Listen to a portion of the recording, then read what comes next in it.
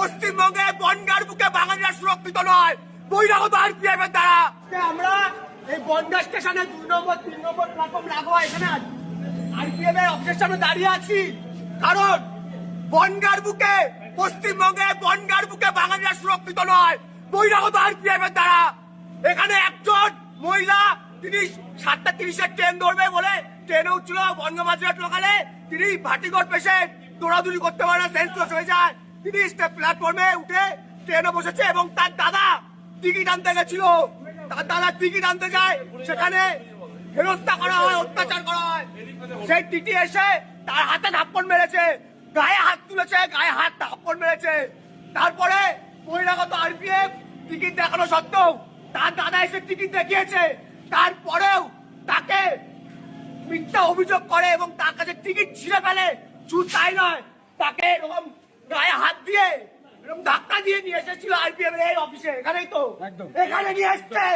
এখন বলছে সে কোথায়, আয় আয়, তাকে খুঁজতে এসছি আমরা। এখন বাঙালির উপর অত্যাচার হচ্ছে, তাকে আমরা এখন খুঁজতে এসছি।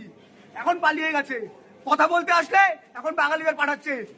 এটা প্রথম নয়, এটা প্রথম নয়, শিয়ালদাতে বারবার অনেক জায়গা হয়েছে, মেট্রো স্টেশনে আরপিএফ অনবরত এরকম করে যাচ্ছে।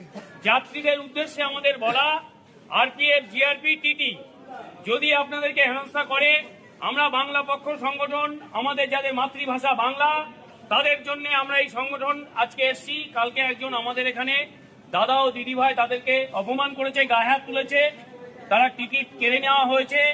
সব মিলিয়ে আমরা সকল বনগাঁবাসী, পশ্চিমবাংলাবাসী যাদের মাতৃভাষা বাংলা, তাদের উদ্দেশ্যে আমরা কিছু বার্তা দিতে চাই। রেলের গ্রাহক যারা আছেন, আপনাদের পয়সায় এই আরপিএফ রেলের স্টেশনে যারা সরকারি কর্মচারী, তাদের মাইনা হয়, সেই মাইনা হয়, সেখানে দাঁড়িয়ে এরা আমাদের বিরুদ্ধে, আমাদের যে গ্রাহকরা প্রতিদিন আমরা টিকিট কেটে যারা যাতায়াত করি, আমাদের এই টিকিট যাত্রীদের পয়সায় যাদের মাইনা হয়, তারা আমাদের উপরে মাস্তানি করছে ইউনিফর্ম পরে ডিউটি আওয়ার্সে।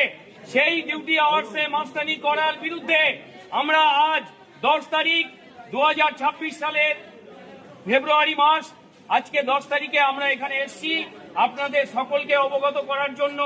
আপনারা কেউ ভয় পাবেন না রাস্তাঘাটে চলার সময়, এই রেলে যাত্রী হিসাবে কেউ ভয় পাবেন না। আমাদের সংগঠন আছে, আপনারা সবসময় কেউ বাথরুমে পয়সা বেশি নিলে এবং কোনো জায়গায় কোনো সমস্যা হলে আমাদের সংগঠনের নাম্বারে ফোন করবেন।